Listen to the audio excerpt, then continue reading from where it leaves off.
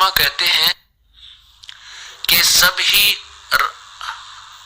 राम नाम राम जपत हैं जान मुक्ति को धाम।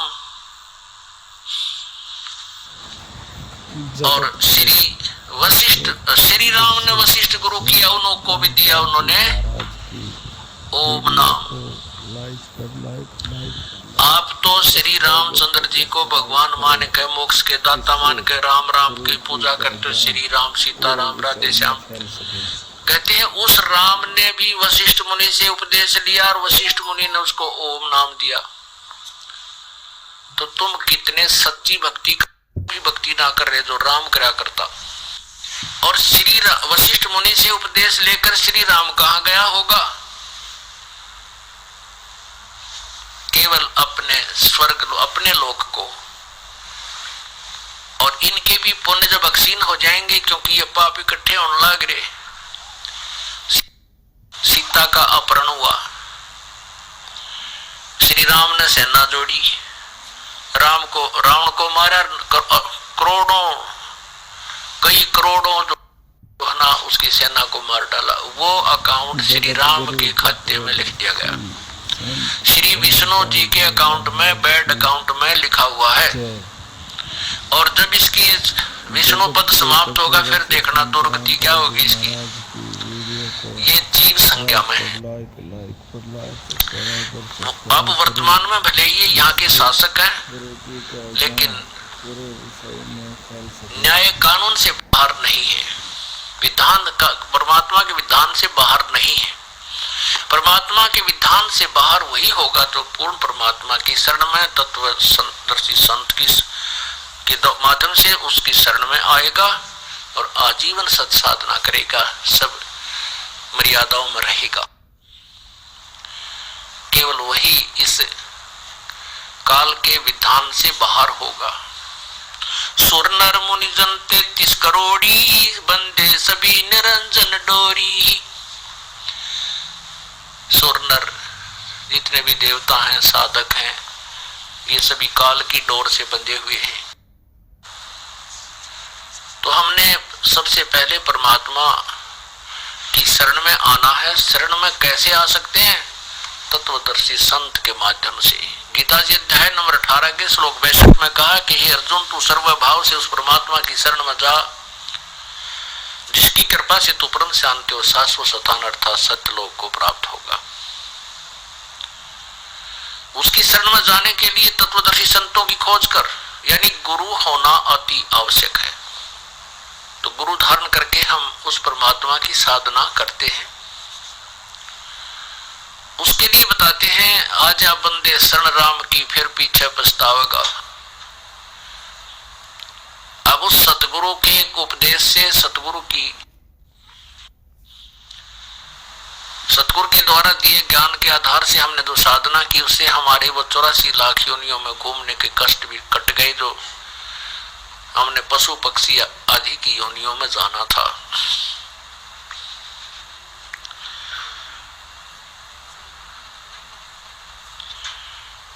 अब क्या बताते हैं कि आजा बंदे शरण राम की, फिर पीछे पछतावेगा। ये बालू की भीत पवन का खंबा, वही कब लग खैर मनावेगा। ये शरीर आपका इतना कमजोर है, जैसे बालू रेत मिट्टी जो आज इधर डिब्बा में देखो आप, इससे कोई दीवार बना दी जापान 7 फुट की, वो बिल्कुल अस्थायी होती है, कति कमजोर होती है।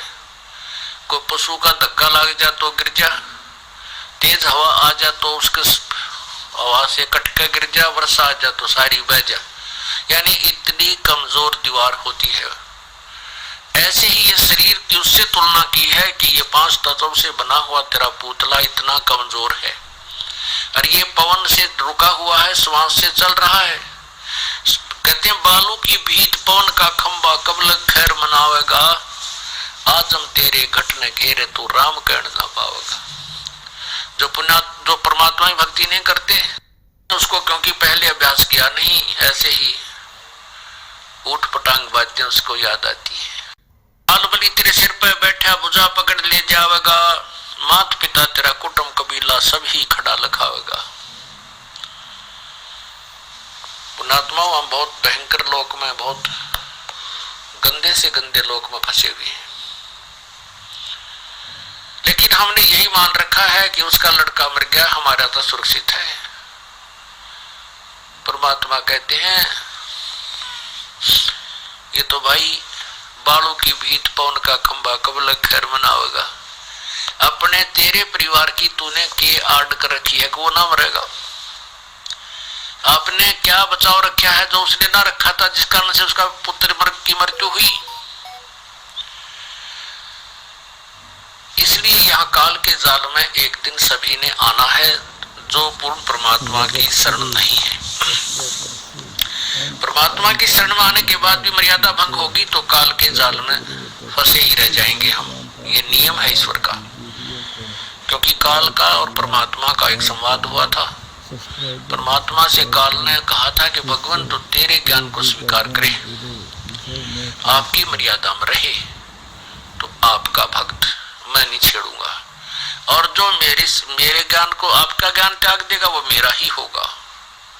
परमात्मा ने कहा ये तो बिल्कुल सत्य है, क्योंकि सतलोक में हम तभी जा सकेंगे जब अपने परमात्मा कबीर जी को हम समर्पण हो जाएंगे। और चाहे हम दुख पावे चाहे सुख पावे, हमारे मन में नो ऑब्जेक्शन हो जाएगा, तब हम सतलोक जाएंगे। और यदि हम छोटे मोटे कोई सुख हमें नहीं हुआ है, वैसे तो परमात्मा के चरणों में आते ही कांटे से काटने लग जाता है, भी जाता है 10 5 100 20 30 निकाल लिए कि कितने जन्मों से हम नंगे पैर घूम रहे। एक आध नहीं भी निकल पाया है और दर्द भी हो रहा है तो हम घबरा जाते हैं। तो परमात्मा कहते हैं और ठिकाना नहीं कि पृथ्वी पर बेशक वहां तो वो कोई एक भी कांटा ना निकले तुम्हारा, यहाँ बहुत सुलझ जाएंगे धीरे धीरे। तो आते ही परमात्मा बहुत सहारा देने लग जाता है।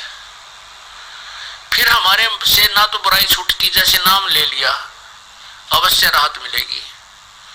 हम नाम लेकर के कोई ज्ञान परिचित पूरा होता नहीं, कोई ना कोई ऐसा कोई सिरफिरा मिल जाता है और वो आपके मन को भ्रमित कर देता है। आपके मन में प्रभु से दूर होने की प्रेरणा बन जाती है, उसी से में कनेक्शन कट जाता है। तो फिर आप उधर से तो कनेक्शन भी तोड़ लिया और फिर इंतजार करते हो कि मैंने 4 महीने हो गए नाम लिया ना कोई लाभ नहीं हुआ, या कोई बीड़ी पी जाता है कोई, यानी कोई न कोई मर्यादा अवश्य तोड़ देते हो। यदि मर्यादा आप सच्चे दिल से चाहे 10 दिन पीछे नाम ले ले पर ज्ञान समझ कर ले और फिर बिल्कुल दृढ़ता के साथ मालिक के चरणों में चिपक जावे, फिर देखना इस खेल सतगुरु के, इस परमेश्वर की लीला देखना। तो हम कमजोरी इतनी हमारे अंदर, काल भी साथ ही साथ चलता रहता है कि इसका नाम खंड करवा दूं फिर इसने माप देख लूंगा। परमात्मा कबीर जी कहते हैं अंत कोट बाजी जहां हमने रचे सकल ब्रह्मांड और कह कबीर में के करो यू काल करे जीव खंड। ये नियम है यहाँ का। इस परमात्मा ने अपना इसको ये तथास्तु कहा हुआ है कि जो तेरा ज्ञान मेरे ज्ञान से मेरे मार्ग से भ्रमित हुआ वो तेरा ही है।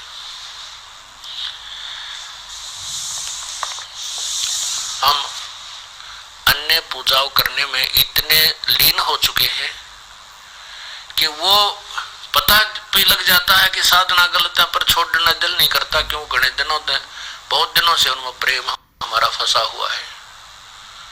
तो काल ने तो हमें फंसाए रखने के लिए कोई न कोई जुगाड़ जोड़ रखा है। तो हमने तुरंत ही उनसे हृदय हटा लेना है, उन पूजाओं से।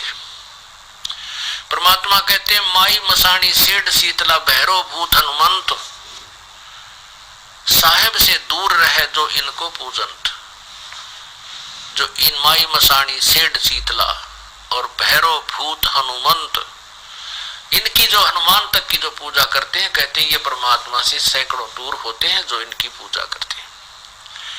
अब जैसे ब्रह्मा रजगुण सतगुण विष्णु तमगुण शिव जी की साधना आपको दी जाती है, लेकिन वो पूजा नहीं होती। तो वो हमें इनका कर्ज उतारने के लिए मजदूरी करके इनका यहां से अपना पैर निकलवाना है, अपने पीछा छुटवाना है, वो पूजा नहीं है। पूजा क्या होती है? जैसे पति भर्ता पत्नी अपने पति के साथ सह परिवार रहती है, जेठ भी होते हैं, देवर भी होते हैं, जेठानी भी होती है, देवरानी भी होती है, बड़ी छोटी ननदे होती हैं और सास ससुर भी होते हैं।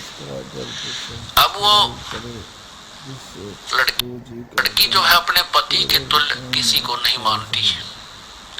जो समर्पण उसका जो अंदर से भाव अपने पति के साथ है वो अन्य के साथ नहीं हो सकता। लेकिन वो उनके साथ विरोध भी नहीं करती। वो अपने जेठ को अपने बड़े भाई की तरह, देवर को छोटे भाई की तरह, माता पिता सास ससुर को माता पिता की तरह, ऐसी प्रकार छोटी बड़ी नंदों को यथोचित सम्मान देती है। और जब वो उससे अलग होती है, परिवार भिन्न भिन्न होते हैं, तो पीछे मुड़कर नहीं देखती, अपने पति के साथ सारे सामान न उठा के अपने कमरे में धर लेती है। उस समय उसके मन में ना जेठ रहता, ना जेठानी रहती, ना देवर रहता, ना देवरानी रहती, अपना पति और अपना सामान साथ होता है। ऐसे हम इस संसार में रहेंगे। ब्रह्मा विष्णु महेश हमारे कोई विरोधी नहीं है। ये हमारे यहाँ के मालिक हैं, यहाँ के प्रधान हैं, यहाँ के ये मंत्री हैं। हम यहाँ की रैयत हैं, हम यहाँ की जनता है। हम इनसे बाहर, इनके साथ विरोध न, इनसे दूर जा सकते। जैसे हम विदेश में गए हैं तो वहाँ के मंत्री हैं, जो भी अधिकारी हैं, हम उनके अंतर्गत हैं। लेकिन हमारा उद्देश्य वहां से बाहर निकलने के लिए उनके साथ मित्रता, उनके कानून में रहते हुए अपने सभी कार्यों को सुलझा के अपने स्वदेश आना होता है। ऐसा हम इनको समझना है। जैसे पूर्ण परमात्मा का ज्ञान होने के बाद हमारे को ये बुरे नहीं लगते, लेकिन इनकी अक्षमता का पता लग जाता है। गीता जी अध्याय नंबर 2 के श्लोक 46 में लिखा है कि जब बहुत बड़े जलाशय की प्राप्ति के उपरांत छोटे जलाशय में जैसी आस्था रह जाती है, ऐसी ही जब तू पूर्ण परमात्मा के बारे में जान जाएगा अर्जुन, फिर तेरी आस्था अन्य भगवानों में, अन्य ज्ञान में ऐसी रह जाएगी। गीता जी अध्याय नंबर 2 के श्लोक नंबर 46 में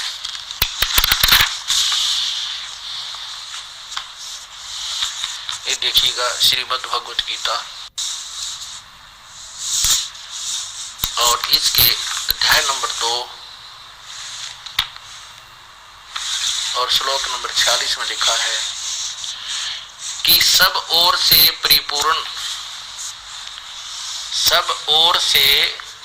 परिपूर्ण जलाशय के प्राप्त हो जाने पर छोटे जलाशय में मनुष्य का जितना प्रयोजन रहता है, ब्रह्म को तत्व से जानता है, ब्रह्म को नहीं, तत्व से जानने वाले ब्राह्मण का यानी विद्वान पुरुष का समस्त वेदों में, वेद माने ज्ञान भी होता है, सभी सब ज्ञानों में उतना ही प्रयोजन रह जाता है। अब देखिए, पहले समय में क्या था कि सभी सिंचाई तक भी सरोवरों से, तालाबों से होती थी। उसी में नहाना, उसी में खाना, उसी से पीना और उसी से सिंचाई भी करते थे। तो क्या बताते हैं कि जैसे किसी व्यक्ति को एक छोटा सा तालाब प्राप्त हो और यदि एक वर्ष वर्षा ना हो तो वो तालाब भी सूख जाए और उसके ऊपर आश्रित जो प्राणी है, व्यक्ति है, वो भी प्यासे मरे।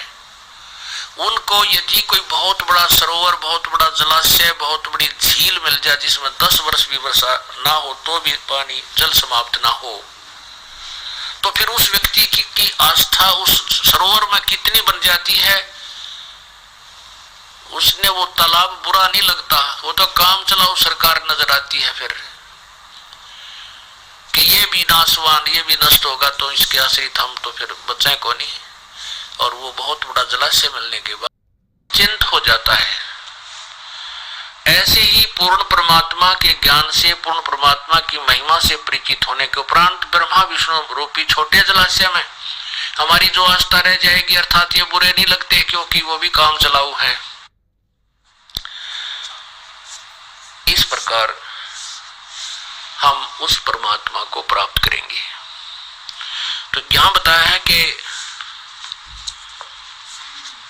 फिर क्या बताया है कि सभी ज्ञानों में जब तक हमें निर्णायक ज्ञान नहीं मिलता, पूर्ण संत नहीं मिलते, तब तक हम भक्ति भी करते हैं और साथ में भ्रमित भी रहते हैं, निसंशय नहीं होते। अब देखिएगा अध्याय नंबर 2 के श्लोक नंबर 53 में कहा है कि अर्जुन, तेरे नाना प्रकार के भ्रमित करने वाले ज्ञान से जब तेरी बुद्धि हटकर एक तत्व ज्ञान पर टिक जाएगी, तब तो तू योगी होगा। योगी माने साधक। तब तो भक्ति के योग्य बनेगा, भगत बनेगा। ये देखिएगा अध्याय नंबर 2 और श्लोक नंबर 53। भांति भांति के वचनों को सुनने से, भांति भांति के वचनों को सुनने से विचलित हुई तेरी बुद्धि जब परमात्मा में अचल स्थिर ठहर जाएगी, तब तू योगी होगा, योग को प्राप्त हो जाएगा। क्या है कि भांति भांति के वचनों को सुनने से तेरी विचलित बुद्धि, अब भांति भांति के वचनों को सुनकर बुद्धि परमात्मा में कैसे डटेगी? यानी पूर्ण तत्व ज्ञान सुन जाएगा, जब एक स्थान पर टिक जाएगा, उसमें फिर नथिंग एल्स हो जाएगा, तब तो तू योगी होगा, भक्त होगा, साधना के योग्य होगा, स्टार्ट करेगा। अन्यथा जो साधना करते हैं उनको गुरु भी ऐसे मिले हुए हैं जो वेद ज्ञानहीन है, और उनके सब की थ्योरी भी आपस में डिफर करती है, उनके वचनों में दिन रात का अंतर है। कहते हैं जब तुझे तत्व ज्ञान प्राप्त हो जाएगा और फिर तेरी बुद्धि केवल एक परमात्मा में, पूर्ण परमात्मा में स्थिर हो जाएगी उस ज्ञान के आधार से, तब तो तू योगी होगा।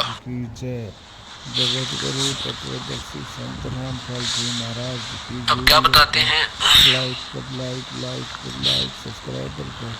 कि ये हमारा जो शरीर है ये बहुत ही कमजोर है। हम इसी,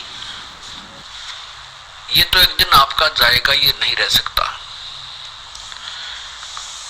और हम इसी की सुरक्षा के लिए और इसी से डरते रहते हैं कहीं हम मर ना जाए, हमारा शरीर खत्म ना हो जाए। कहते ये तो होगा, और इसको भी बचाना चाहता है तो मेरी शरण में आ। कबीर ये तन जावेगा, सके तो ठाहर लाए।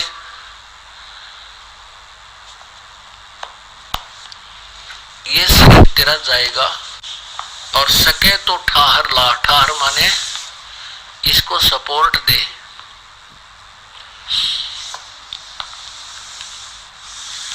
उसके लिए क्या सपोर्ट बताई है कि एक सेवा कर साधु की और गोविंद के गुण गा। सतगुरु की, संत की, पूर्ण सतगुरु की शरण में आके और पूर्ण परमात्मा की साधना कर, जिससे तेरे शरीर को भी रक्षा मिल होगी, तेरा शरीर भी बचेगा। कबीरा ये तन जाएगा, सके तो ठाहर ला। जैसे पुराने समय में क्या होता था कि एक कड़ियों की छात होती थी, कड़ी बैटन, वुडन बैटन, और उनमें से कोई कड़ी टूटने को हो जाती थी, टूट बिल्कुल क्रैक हो जाता था, पूरी तरह उसमें थ्रेड आ जाती थी, तो उसके नीचे एक ठाहर लाया करते थे, सपोर्ट नीचे से अन्य कड़ी की मजबूत सी कोई बल्ली टाइप, उसका नीचे लाकर नीचे ईंट ठोक कर और उसको उसके सपोर्ट दे देते थे, और वो कड़ी फिर मनमाना 20 वर्ष रह जाती, चल जाती, वो छत गिरती नहीं। तो परमात्मा कहते हैं आपका ये शरीर एक दिन जाएगा, जितना समय आपका ये श्वास केंद्र का डाल रखे, उस दिन ये जाएगा। इसको भी अगर तू बचाना चाहता है तो मेरी शरण में आ। परमात्मा कहते हैं बंदी छोड़ के मेरी शरण में आ। उसको ठहर लगा। ठहर कैसी लगेगी? जैसा आपने ऋग्वेद मंडल नंबर 10 सूक्त नंबर 161, साधक की भक्ति जो करता है उसका यदि आयु भी समाप्त होगी हो, जीवन शेष रहा ना हो, उसको भी परमात्मा 100 वर्ष की आयु प्रदान कर देता है। और फिर आगे जो आंखें आदि अन्य इंद्रियां भी तेरी नष्ट होने का संयोग हो, तेरे संस्कार हो, हे पुनर्जीवन प्राप्त प्राणी तू समर्पण कर मेरे अंदर, पूरा विश्वास कर, मेरी सद्भक्ति कर, फिर तेरी सभी अंगों की रक्षा भी करूंगा। तो यहां कहते हैं बालू की भीत पवन का खंबा कद लग खैर मनावेगा, आजम तेरे घटने गेरे तू राम कहने ना पावेगा, काल बलि तेरे सिर पे बैठा बुझा पकड़ ले जावेगा, और मात पिता तेरा कुटुंब कबीला सारा ही खड़ा लखावेगा। पुण्यात्मा हमारे साथ बहुत बूंदी बनी हुई है। आज उस व्यक्ति से मिलकर देखना जिसको कैंसर डिक्लेयर कर दी गई हो, और क्या उस परिवार की स्थिति है और क्या उस व्यक्ति की दशा होगी। परमात्मा कहते हिड़की दे रोएगी सुरता जब तू चल लेगी अकेली। अब वो अपने अंतिम दिन गिन रहा है कि अब जाना पड़ेगा, और जिसको ये तकलीफ कोई नहीं है, जिसको अभी सिग्नल मिला नहीं तेरे जाने का, वो अंडीपा क्या फिर है। वो धरती आकाश एक ही फिरता, गुट्टी लावा बकवाद करे, पता नहीं कितनी कितनी ठगी करे, सारा दिन बकवादा दिन खो देता है, और फिर जब उस पर संकट आता है फिर रोता है। इसलिए परमात्मा हमें पहले ही आगाह करते हैं, धर्मराय तेरा लेखा मांगे वहां के बात बनावेगा, लाल खंभ से बांधा जा बिन सतगुरु कौन छुटावेगा। धर्मराय तेरा लेखा लेगा, वहां की बात बनावेगा। अब यहाँ तो कहते हैं भाई सत्संग में ना आया, कितने दिन में आया भगत? जी 6 महीने में आया। भाई आया करो, देखो जैसे जो बच्चा स्टूडेंट हो गया उसको प्रवेश प्राप्त हो गया और वो फिर लेक्चर शॉर्ट करेगा तो कैसे बात बनेगी। फिर वो इधर की उधर की बातें बनाने लगता है, ऐसे हो गया था जी, छुट्टी ना मिली, नो हो गया था, काम घना था, भैंस भी आ गई थी, यानी पता नहीं के कोई कारण बताओगा झूठा सच्चा। परमात्मा कहते हैं यहाँ तक तेरी सारी चलेगी, फिर वहां के बात बनाओगा। धर्मराय तेरा लेखा मांगे वहां के बात बनावेगा, लाल खंभ से बांधा जा बिन सतगुरु कौन छुटावेगा। ओए होए, वहां कहते हैं गर्म खंभ कति 100 टेम्परेचर से भी ऊपर, फारेनहाइट से भी ऊपर जो है वो ताते गर्म खंभ, लोहे के खंभे, और वहां तुझे बांध करके रस्सों से उसके चिपका दिया जाता, तेरा शरीर चरड़ चरड़ करता है। अब हमारे यह बुद्धि इतनी कमजोर हो गई है, हम सोचते हैं कि ये शरीर तो यहाँ रह जाता, वहां किसको बांधते हैं, ये सब बकवाते हैं, झूठ है, कपट है। नहीं, परमात्मा कहते हैं ये कवर तो ऐसा है जैसे सर्प के ऊपर कांचली होया करे, कांचुली आपने देखी हो। ये जो हमारा शरीर जो आपको नजर आता है, इसके अंदर एक शरीर है, सूक्ष्म शरीर। सर्प की कांचुली और सर्प में कितना अंतर है, इसलिए सूक्ष्म शरीर में प्राणी रहता है उसमें, और इस कवर में इतना ही अंतर जानना।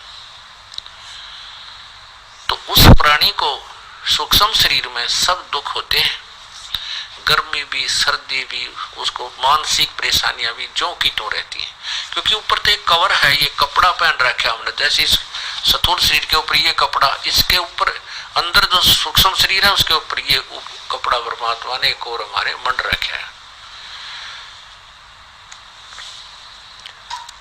तो उसमें हमें सभी कष्ट होते हैं।